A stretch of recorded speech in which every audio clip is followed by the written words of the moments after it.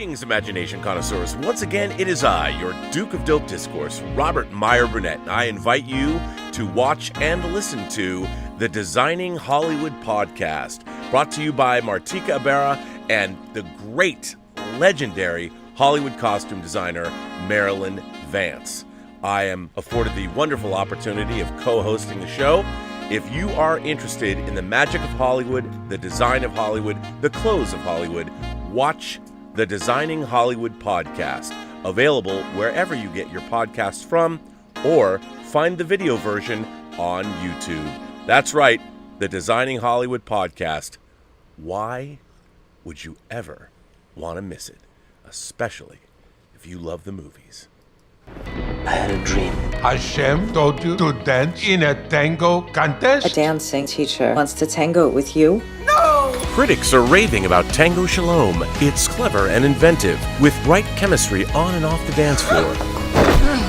You're a lunatic! A funny and thoughtful family film with a warm heart and a playful spirit. From the director of My Big Fat Greek Wedding. Oh, there's my Fernando. Tango Shalom. In select theaters now. Robservations with Robert Meyer Burnett.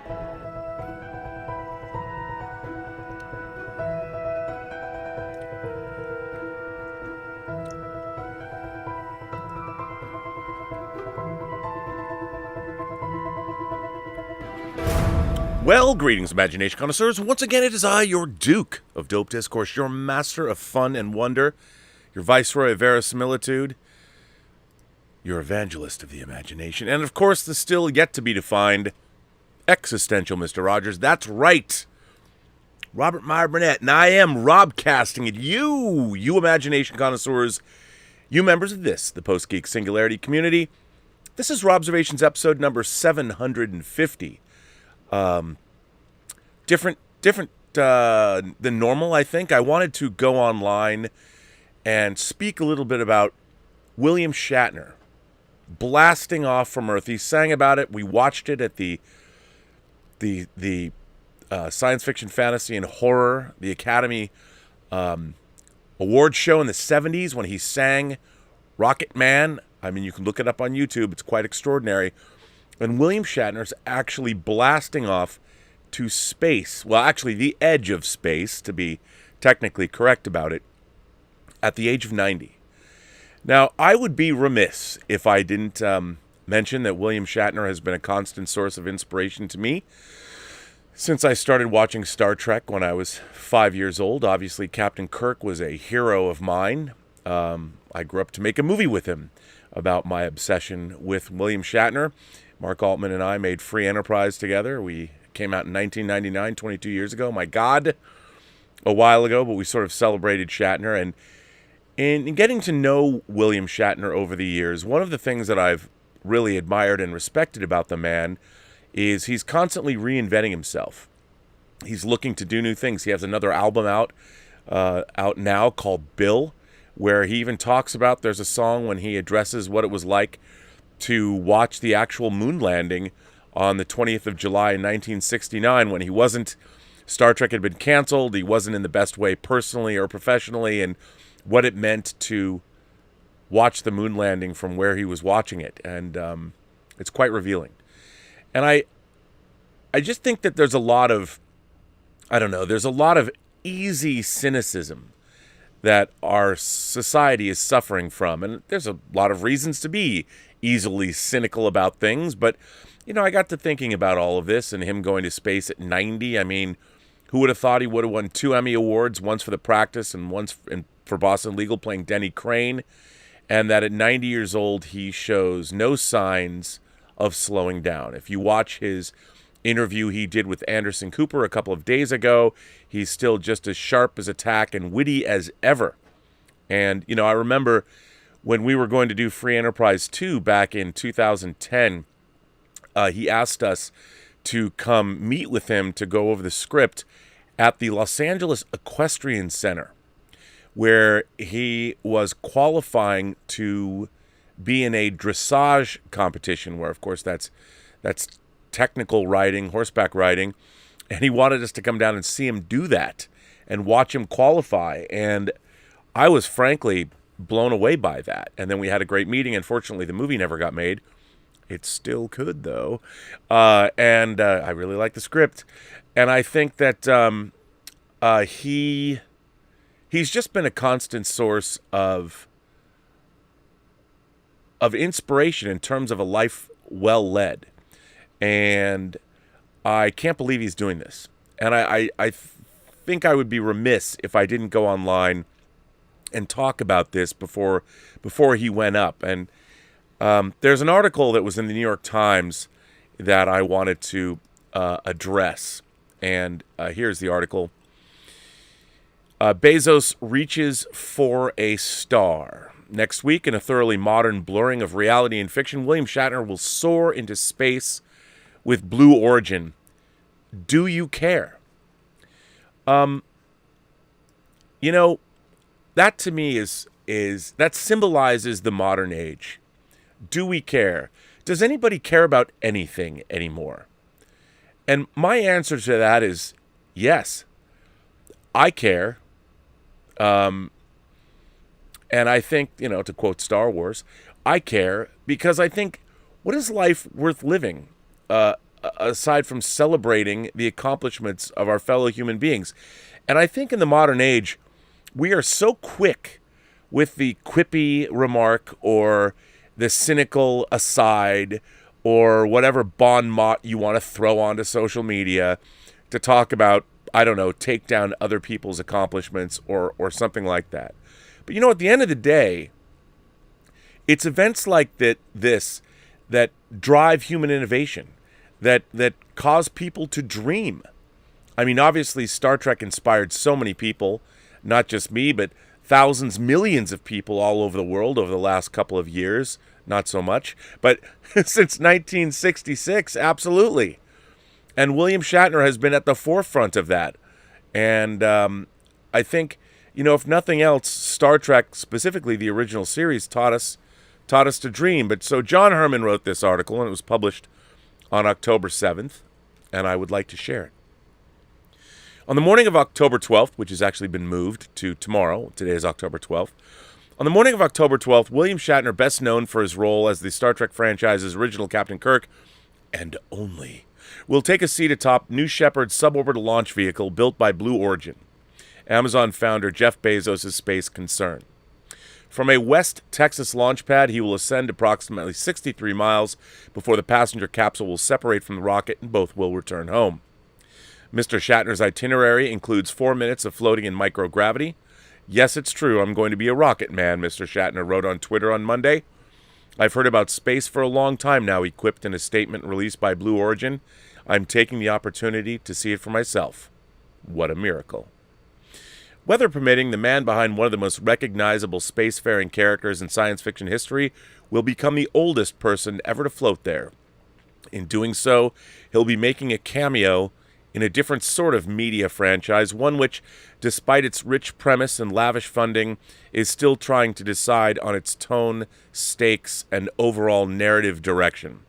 The billionaire space race is happening, whether we choose to pay attention or not. Of course, the billionaires would prefer that we did. Your feelings about the billionaire space race aren't likely to stray far from your gut feeling about those 3 words in that particular order. At one end, these are some of the greatest entrepreneurs of their generations meeting an even greater challenge, directing their considerable wealth and talents to the advancement of the human race.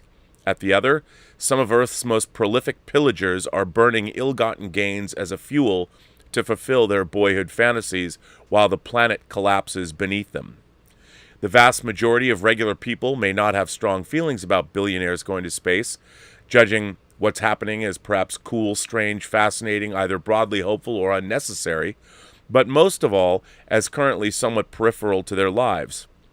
A July poll conducted by the public relations professor Joseph Chbosky with the Harris Group found in Mr. Chbosky's summary that people were supportive of space travel and the technological developments that come from it, yet respondents also viewed these events as ego trips generally limited to rich people.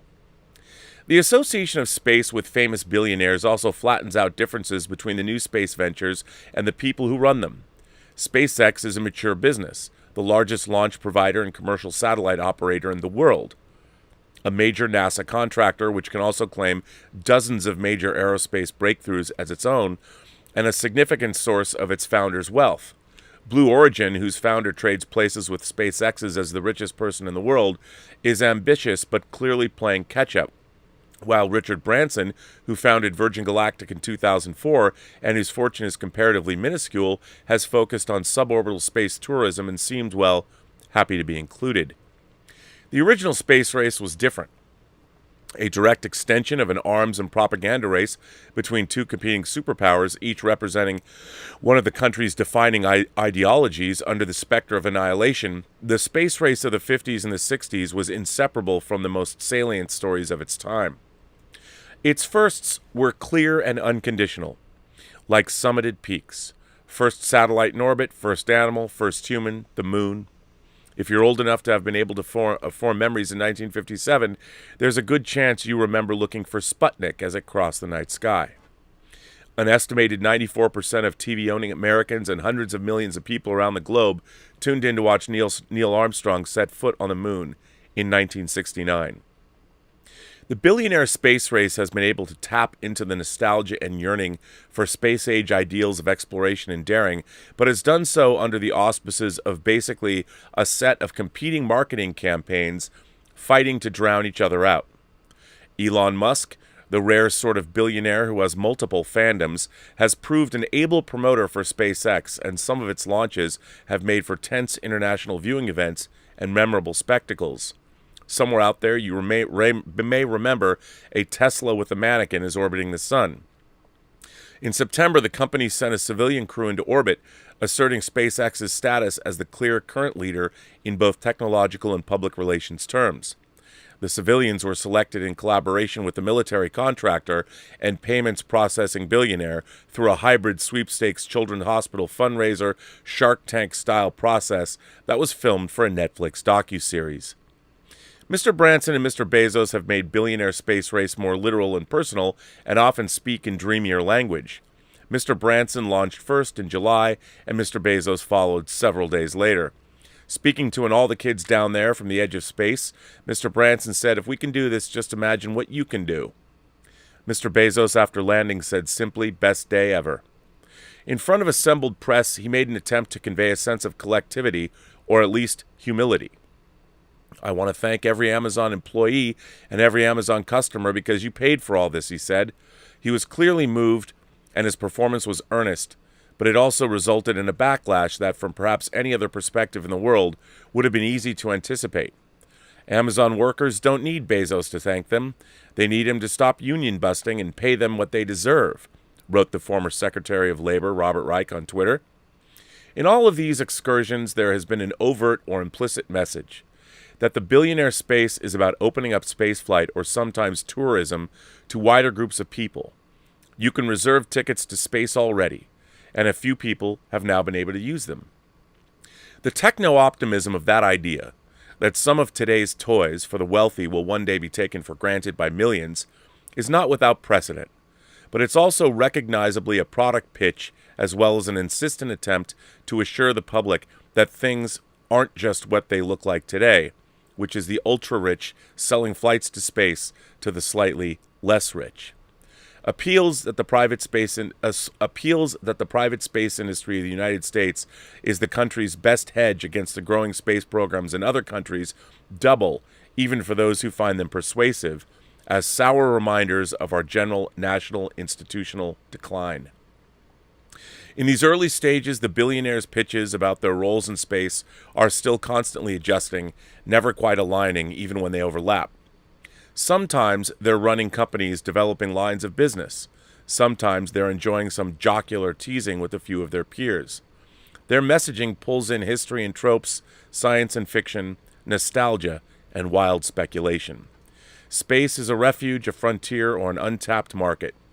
Earth must be saved or escaped, or writ large across the cosmos.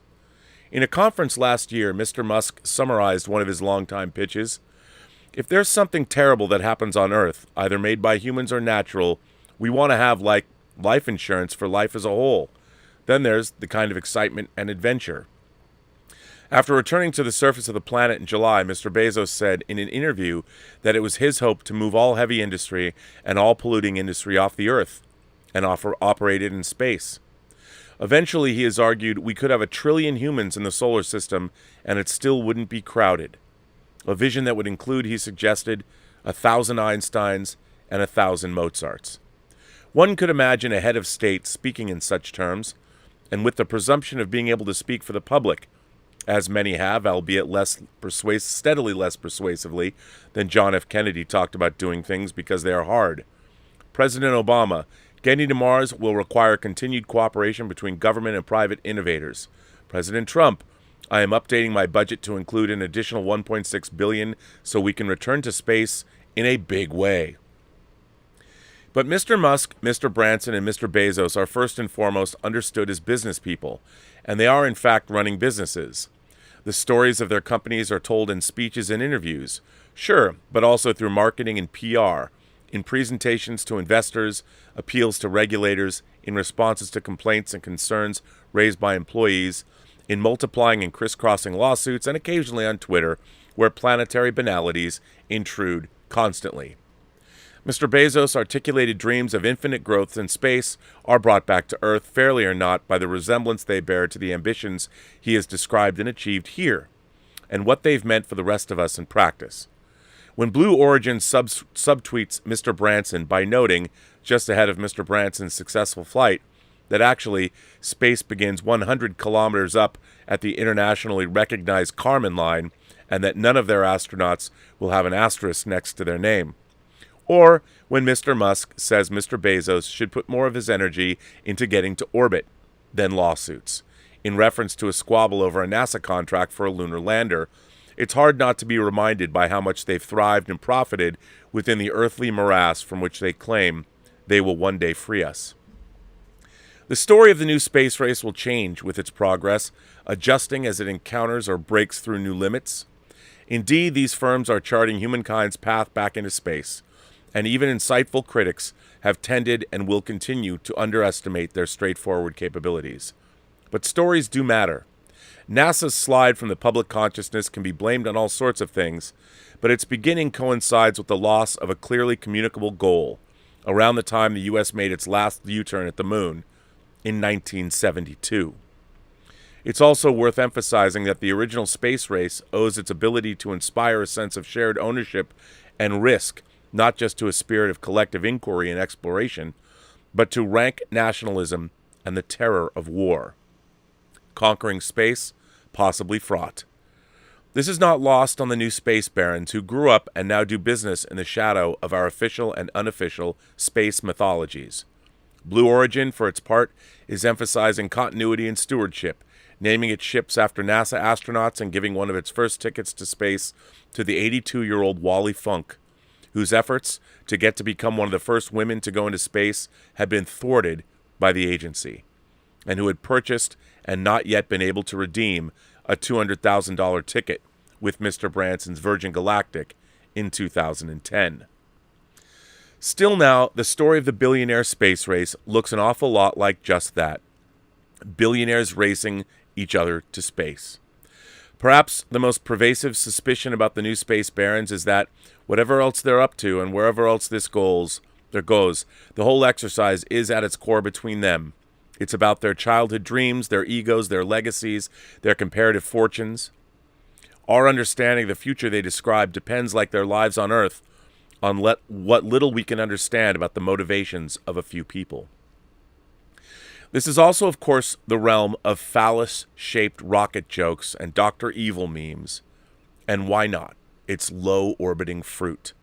I will enjoy watching Captain Kirk, a character written well before I was born and with whom I grew up, touch the edge of space, appreciating the gentle ironies of the USS Enterprise's hard-charging captain getting same-day shipped a few thousand yards into space by the Amazon guy. I suspect plenty of people who haven't been paying attention to what the Amazon guy has been up to in space will get a kick out of this too. Mr. Bezos has talked about his Star Trek fandom and of going to space for longer than he's been a public figure. The whole idea is to preserve the Earth, he said in a speech as a high school valedictorian. leaving it as a huge national park. He purchased and installed an 8-foot filming model of the USS Enterprise in the Blue Origin office lobby and appeared as an alien Starfleet official in 2016 Star Trek Beyond. Blue Origin told the New York Times that Mr. Shatner would be flying as our guest, meaning he didn't pay for his ticket. Maybe Mr. Bezos wants to help humanity to boldly go where no man has gone before together. Maybe he just thinks this is all so cool. In the billionaire space race, it's none of our business.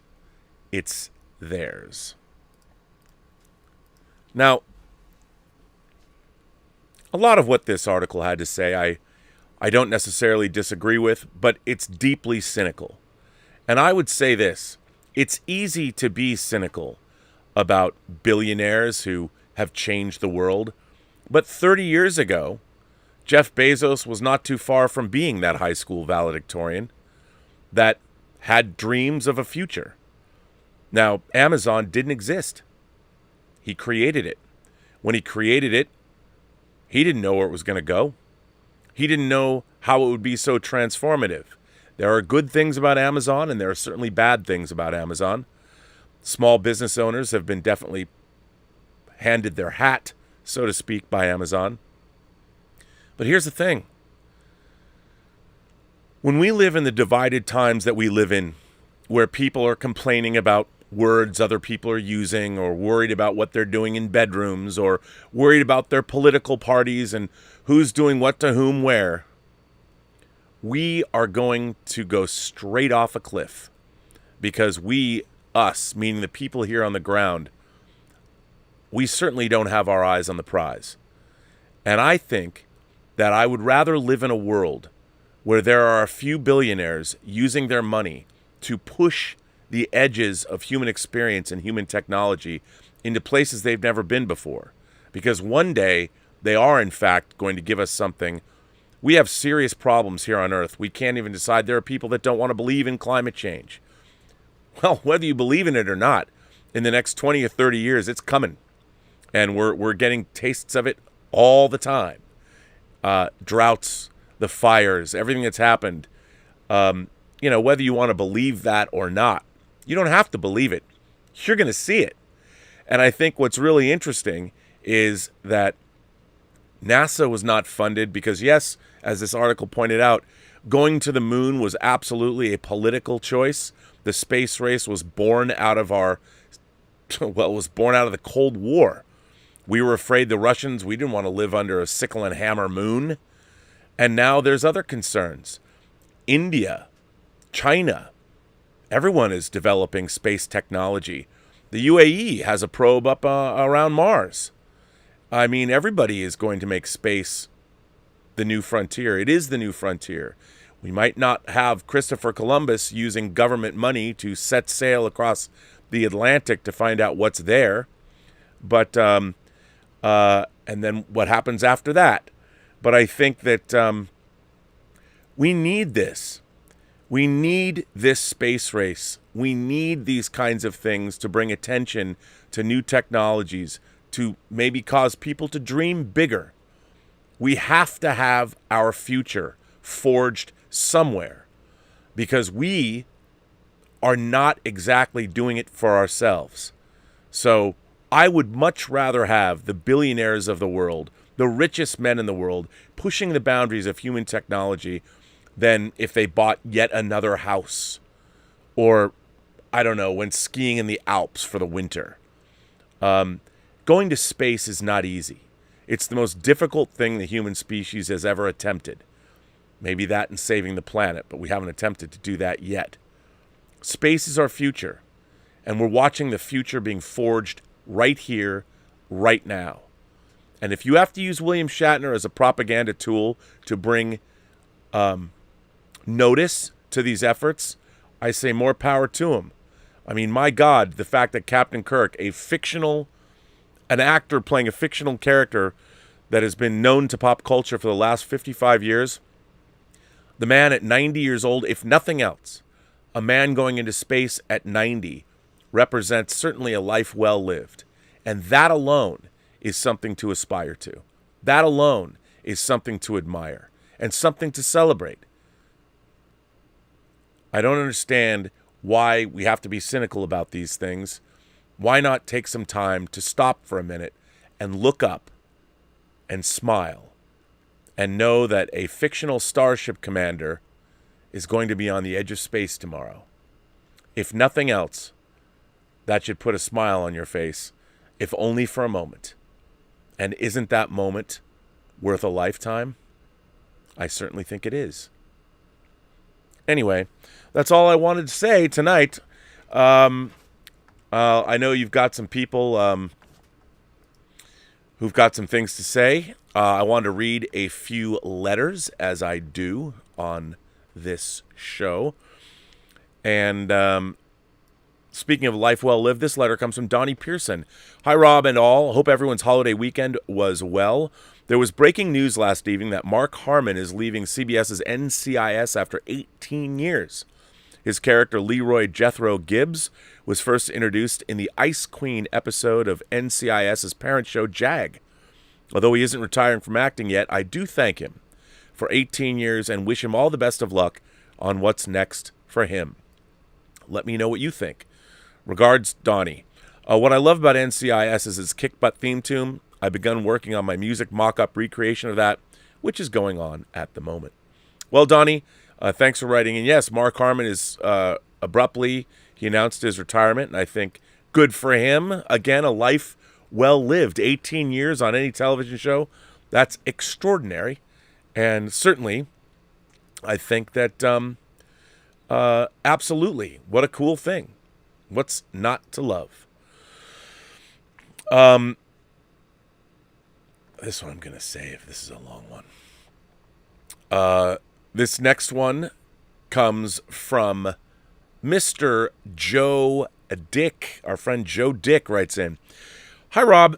If Dune doesn't get a sequel, is it just a giant fuck you to everyone who paid to see the first one?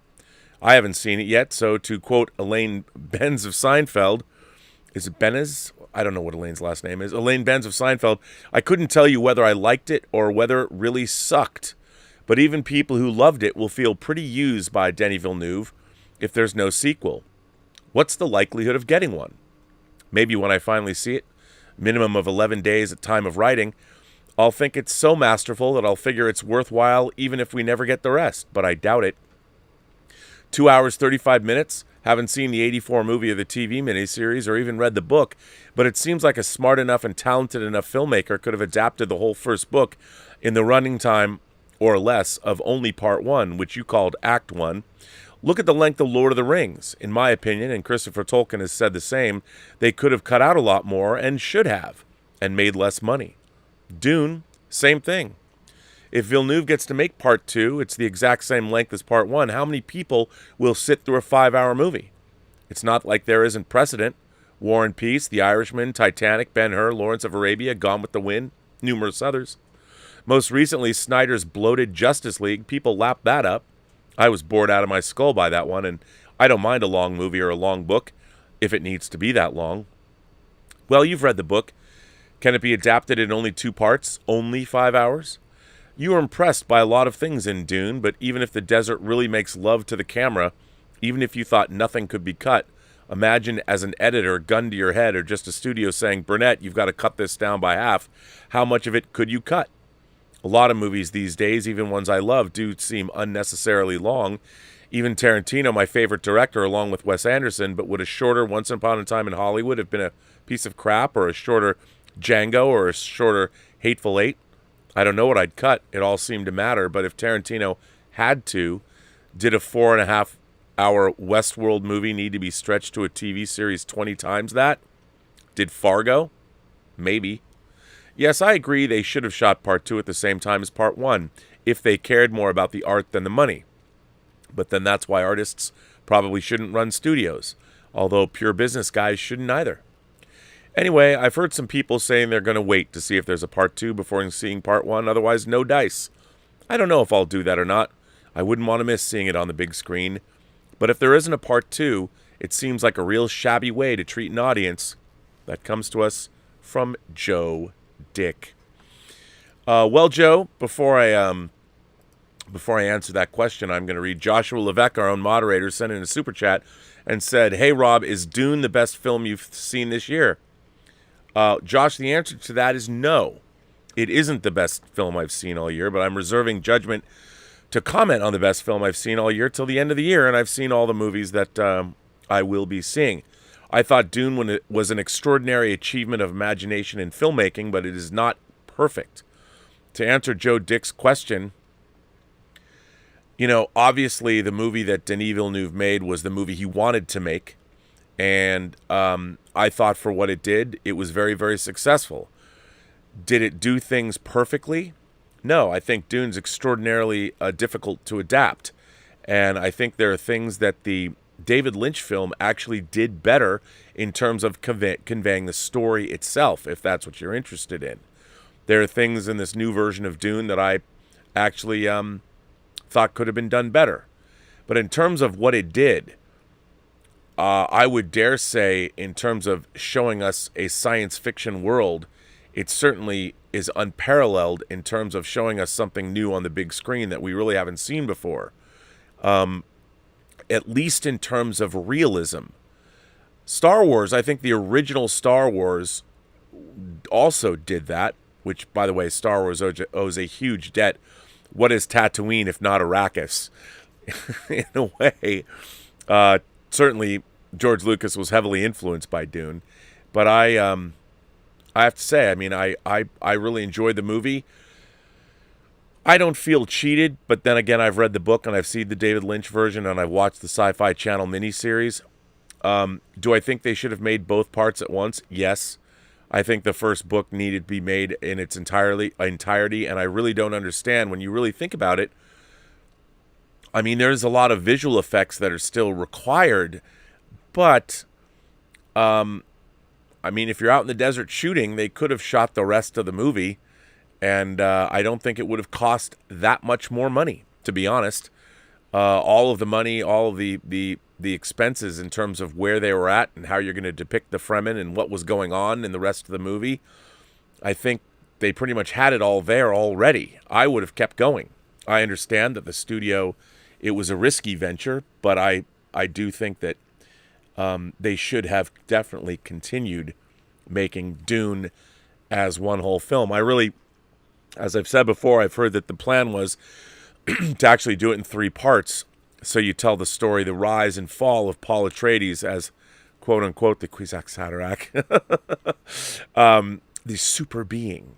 But it's Dune Part 1, but I think I hope to make Dune, Dune Prophet, and Dune Messiah, which would tell the story of Paul Atreides, which is what I think they should do. But in terms of, should they have cut the movie down? I don't know. I did think that it was a little bit long for where it was going, especially in the latter half of the film. But there is a dreamy quality to the film. It depends what you want. It depends if your intent is simply to tell a story.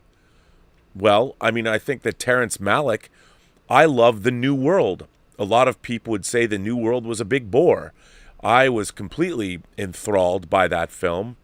I was enthralled by his new version that Criterion put out of Tree of Life. I would never want to see that movie cut down. I love the new version. And a lot of people would say, well, get to the story. It really depends what you want out of something. Dune is definitely an experience. It is not, if you just want to go in and follow a plot, that's fine. But Dune is one of the most transportive movies I've ever seen. It really takes you to a place you've never seen before on film, and I really think that that alone makes it worthwhile, and I wouldn't change it. Kevin sends in a super chat and says, "Welp, Rob, they actually did it. Disney is officially rebooting Home Alone for the 3 people in the universe who thought it sucked." Yeah, I'm getting a little tired of all the reboots and all that, but it's kind of to be expected, unfortunately. I wish it weren't the case. But the trailer, the funny thing about Home Alone is it is what it is. They've definitely rebooted it. It's the same story with different actors. I frankly, I wonder what studios are going to do in 20 years. I think one of the great tragedies of the modern age in terms of our entertainment is, on one hand, we've got great entertainment coming at us from Denmark in The Chestnut Man, or Squid Game coming from Korea, Dark from Germany. Netflix, Scott Frank gave us the Queen's Gambit. There's a lot of great entertainment being made. Unfortunately, this over-reliance on IP rather than risking money on something new, I don't understand. Nobody ever made money, real money in Hollywood, by repeating something they'd already done. You got to create new things. Unfortunately, I think a lot of people that are working in Hollywood making the money decisions don't know what's good and what's bad. And that's one of our biggest problems, unfortunately. Which is kind of a bummer. This next letter, it's a quick one, comes from, let's see, actually this isn't a quick one, but comes from our friend Glenn Mark. A man, a monkey, and a truck. Kia ora, Rob. That's hello in Maori. I have decided to resend this mini letter in its written form. Since becoming a second-tier member, I've been able to check out a couple of the old after-party shows and a couple of these Saturday spoiler shows. I hope to experience one of these soon. What he's referring to is, if you are a member of the channel, we do have member calls, Zoom calls, every other week. We can't have one this coming week, so there'll be one a week from Saturday, where we hang out, you members of the Post-Geek Singularity that might not know each other, or you want to just jump in. I come on for a few hours, or sometimes a lot longer, and just answer your questions and shoot the shit. So if you become a member of the channel, that's one of the perks of being a member. Someone in one of those shows, through a super chat, delightfully forwarded the idea that BJ and the Bear should get a reboot. The name of that show took me back. The opening music firmly cements this show in the 70s. It piloted in America on October 4th, 1978, and ran shy of 50 episodes. New Zealand didn't start premiering BJ and the Bear until the 1980s, along with the Dukes of Hazzard. When finally Mum and Dad got a television set, I had large helpings of the Dukes of Hazzard and Knight Rider. I remember seeing BJ and the Bear, sadly only once. However, this only viewing of the show has embedded itself deep in my memory. This viewing took place at the house of a friend of my mom's and dad's, and this was before my parents got their TV set. I still remember the lady's first name. It was Wilma, and she had a whopping macadamia tree in her backyard. I saw BJ and the Bear during an invitation to her place for, I believe, Sunday lunch after church, as I snacked on the macadamia nuts. I remember as a kid that I liked the Kenworth, but thought Mack trucks were better. Probably because one of my dad's mates or work colleagues had a Mack, and I got to ride in it once. But I think, too, that I didn't like the flat face of the Kenworth. I like vehicles with jut-out noses. This gave them more of a human look, and in my imagination, the windows were eyes, like in the Vehicles in the Cars franchise. What convinced me to climb on board this Kenworth with BJ Billy Joel, itinerant trucker, was, of course, beloved Bear. Living in far-flung New Zealand at its top, I never saw chimpanzees unless our family visited the Big Smoke, Auckland. I was a sucker for chimps, stemming from the old PG Tips Tea advertisements, and remember wondering, how did BJ get to borrow a monkey from a zoo? I totally got the jellies. I've been trying to find some physical media, to no luck. I've since found a couple of episodes on YouTube. I want to know more about this character and live with a chimpanzee vicariously through Billy Joel McKay. Cheers. And Nagamihai, I think that's the wrong pronunciation. If you'd like to hear the pronunciation, take a listen to the audio version. Cheers, Rob. Thanks for Robservations. I love it. Well, I want to thank you for that letter. My God, Glenn Mark, you're the second person to bring up BJ and the Bear on this channel. I have to tell you, I loved BJ and the Bear. I think I saw every episode. There were so many of these shows where people just drive around and get involved in other people's lives, like The Incredible Hulk. BJ and the Bear was like that, the TV show, but it just had a trucker And the truck was really cool. It was red with a big white stripe on it. Kind of had a Starsky and Hutch vibe if Starsky and Hutch drove a big truck. And of course a bear, the monkey. And who didn't love monkeys when you were kids? I was like you. I love the show. I was a TV kid, watched a lot of it. But yeah, I love BJ. I haven't seen BJ and the Bear forever. You've made me want to watch the show, to watch BJ and the Bear. I think that would be a lot of fun to do that.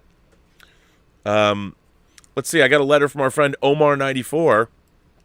Omar says, "Hi, Rob, moderators in the Post-Geek Singularity. With the way the movie business is going, something I don't think we will have anymore are filmmakers who will stand out from the crowd.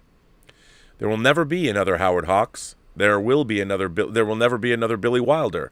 There will never be another Alfred Hitchcock, Steven Spielberg, George Lucas, or anyone like that. Hitchcock made an everlasting mark with his movies like Psycho. Spielberg created an everlasting mark on cinema for making Jaws the first blockbuster. Lucas created an everlasting mark when he made Star Wars. Looking at directors now, even if they do something well-known and make successful movies, I really don't see them creating everlasting marks. For example, J.J. Abrams might have done some well-known things, like how he was involved with bringing back both Star Trek and Star Wars, and how he's one of 3 filmmakers to make a $2 billion movie with The Force Awakens, but I don't think he will have an everlasting mark, which makes him stand out from the crowd like Spielberg, Lucas, or Hitchcock. The same thing with several directors from the MCU, like the Russo brothers and John Watts, where they might have hit movies on their hands, but they don't stand out from the crowd like Spielberg, Lucas, and Hitchcock. It's people like Abrams, the Russos, and Watts where I feel like we won't have filmmakers who stand out from the crowd. Thanks, and live long and prosper." Well, Omar, I think you're absolutely right. The reason being is because the business has changed.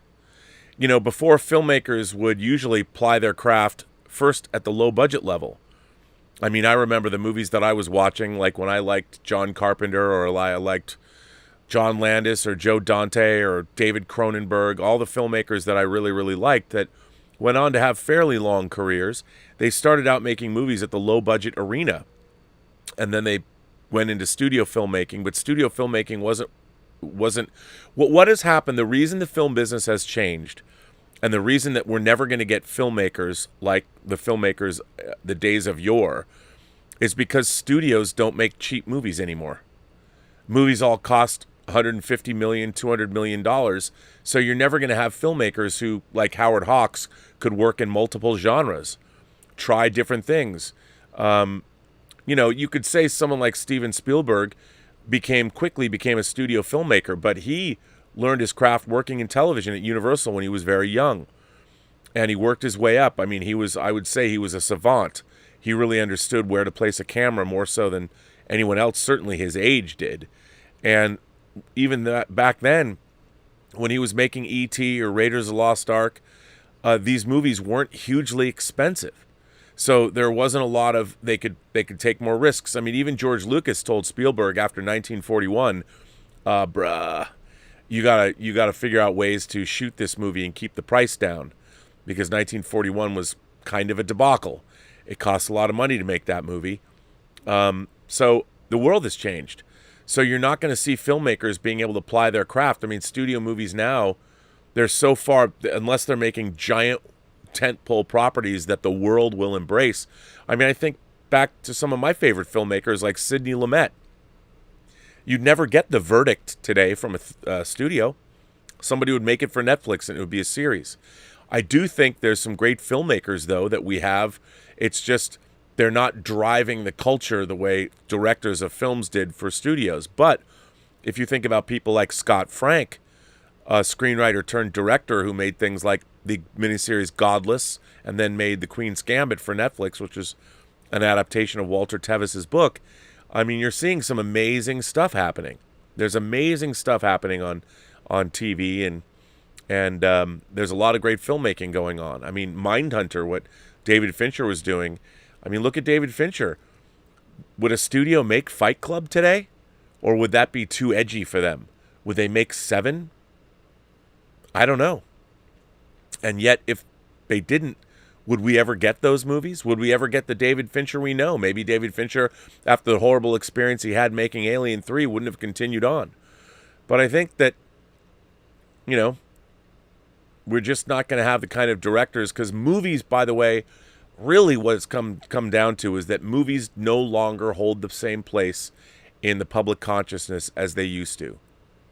And unfortunately, I mean, people still love movies, but there's, especially younger people are growing up in a different world where they have all other things competing. I think, if anything, gaming is going to be where the 21st century resides. People will always like narrative, but I would expect that the same way we talk about movies from the 1920s, they're going to be talking about our primitive video games that we have in 2021, even though they're not so primitive. But I think that's why we're not going to have the kind of movies and the kind of filmmakers that we used to have, because they're not going to be able to ply their craft. Or is ply the right word? I don't think it's the right word. I think I'm not using the right word. But what can you do?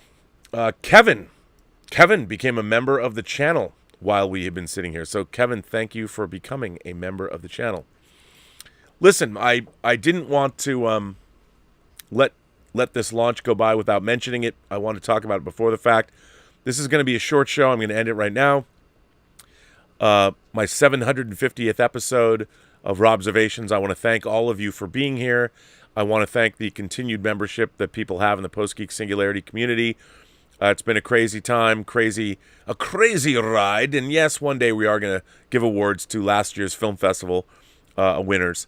And we're still going to do crazy stuff like that. We're still going to have the short story competition, but, you know, things get in the way, like the release of Tango Shalom. Not an excuse, but we will get back to those things. I think we have the best community on YouTube here, and I want to thank everybody for being a part of it. And thank you for watching the show. I hope everybody gets up tomorrow. I think the rocket, the New Shepard, is supposed to take off around 10 o'clock Eastern time. So that would be 8 o'clock, or no, 10 o'clock would be 7 o'clock our time here on the West Coast. So I hope everybody gets up and watches the launch. And, of course, I wish Godspeed to William Shatner and the rest of the crew and everyone at Blue Origin for pushing the boundaries of human technology and human knowledge. I can't wait to see where our future lies, because no matter what you think, our future lies out there, that away, as somebody once said. So thank all of you. I want to thank you. I want to thank all of you for watching tonight. I want to thank my moderators, Brian Hepburn, Joshua Levesque, for being here and jumping on, Darren Seeley, and everyone else. So thanks for being the moderators that you are. I want to thank everyone for supporting the channel via super chats and tips. That is also very nice of you. I will, of course, be back with Robservations, probably another later show, like at 4 o'clock, because I have some work to do on another season of a certain animated show. But I will be on the John Campea show tomorrow. And I did do an interview today for the new Designing Hollywood podcast with Gabrielle Binder, and she was the costume designer on The Queen's Gambit. We had a lovely chat, which you will be able to see soon. And on that note, I will say this. Remember, every person you meet has a story to tell that you have yet to hear. And all you have to do is listen. And on that note, I will say to everyone, have a better night and keep watching the skies.